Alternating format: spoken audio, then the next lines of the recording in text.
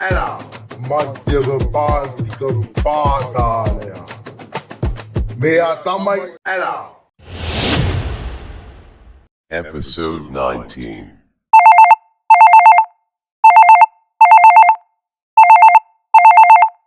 ඇලා මම බාබා මාර නිවුස් එකක් තියෙනවා කියන්න. උඹ කොහොම තේරුම් ගනීද දන්නේ නෑ. ඇයි මොකෝ චවුටට කරදරයක් පත්ද නෑ එහෙම එකක් නෙමෙයි. ඔය උඹ අතේ තියෙන දියමන්ති පහ වීදුරු කෑලි කිව්වොත් උඹ විශ්වාස කරනවා. මොනවා එහෙමද ඔව් බං ඇලා ඒ විතරක් නෙමෙයි. ඇත්තටම කිව්වොත් ඕක පත්තු කරපු බෝම්බයක්. ඒ කිව්වේ අර බ්‍රිස්ටෝකාරයා ඌ ගැන පොලිසිය ඇහැ ගහගෙන ඉඳලා තියෙන. ඌ එයාපෝට් එකට එන තැන ඉඳලම ඌ ගැන ඔත්තු දැනගෙන ඉඳලා තියෙන. මූ මෙහෙ ඇවිල්ලා තියන්නේ මෙහෙ රවුමක් ගහලා හැංගිලා ඉන්ටර්පෝල් එකෙන් ෂේප් වෙන්න. මූ මාන කඳුරට එන්න ඉස්සල්ලා ඔය උතුරු පැත්තේ චාංකල කුඩායි පැත්තේ කැරකිලා පොලිසියෙන් වහන් වෙලා ඇවිල්ලා තියෙන්නේ. මූ මෙහාට ආපු එක පොලිසිය මුලින් දන්නේ නෑ. මූ ඔය දියමන්ති සෙල්ලම දාලා තියෙන්නේ සම්බන්ධ වෙන මාට්ටු වෙන්න.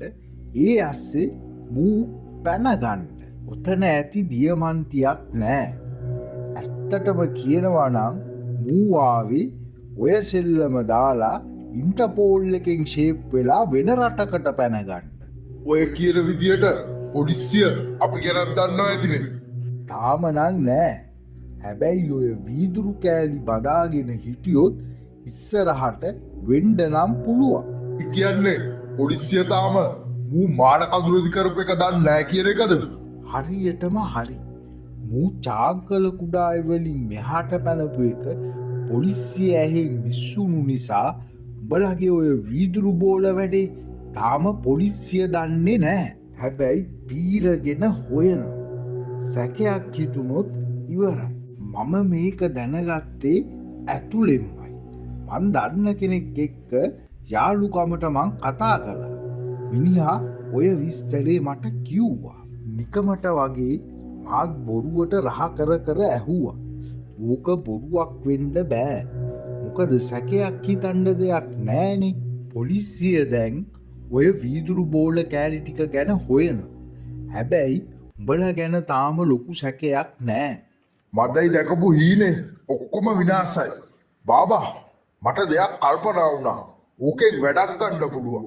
අපි අර සුද්දට කියමු දියමන්ති වලින් භාගයක් දෙන්න අපි කැමති ජවුටව නිදාස් කරන්න කියලා. හිට හවසට වැඩේ සෙට් කරගමු. ජවුටව පන්නගත්තට පස්සේ පොලිසියට කෝල් කරලා මම්ම කියන්නත් සුද්දයි ඔළුවයි ගැන ඔත්තුව. හොඳ අදහස. තව රෑදිස්යෝක අදියමන්ති විකුණන්න යන්නේ නෑනේ. ඒක නිසා පව්වෙන්ද උදේටත් ඒ ටික අපි දුන්න විදියටම උරඟ තියෙයි. එම්මෙන් දෙන්නගෙන් දෙපැත්තට පොලිසිය අහනකොට අර රචින්න කේස් එකයි දියමන්ති ටිකයි ඔක්කොම පැටලෙනවනේ. එතකොට මාව මාට්ටු වෙන්න ආවොත් අපි පොලිසියට ඔත්තුව දෙන වෙලාවෙම කියමු සුද්දා මට දියමන්ති ටික විකුණලා දෙන්න කිව්වයි කිය. මම ඒක දැනගත්තේ එහෙමයි කියලා. ඔය කතා ටික කැරකෙනකොට මා ගැන සැක හිතන්නේ නෑ. මොකද රචින්න කේස් එක අර ඔඩුව අපිට වැටෙනවානේ. ඔබ කියන දේ පැහැදිලි. ඔබට ජවුටව බේරගෙන පැත්තකට වෙන්න හොඳ චාන්ස් එක. බාබා මං අදවසට සුද්දට කෝල් කරන්නද? ඔව් අපිට තව කල්පනා කරන්න දෙයක් නෑනේ. මොකද නිකං හරි ඕක වෙන විදිහකට පොලිසියට ගියොත් උඹට ඇපත් නෑ. මේ වෙලාවේ හැටියට ඕක සුද්දගේ ඇඟේ ගහලා උඹ මාරු වෙන එක හොඳයි. මොකද සුද්ද කරපු දේත් වැරදිනේ. එහෙම කරපන්. අපි හෙට හවසට වැඩේට සෙට් වෙමු.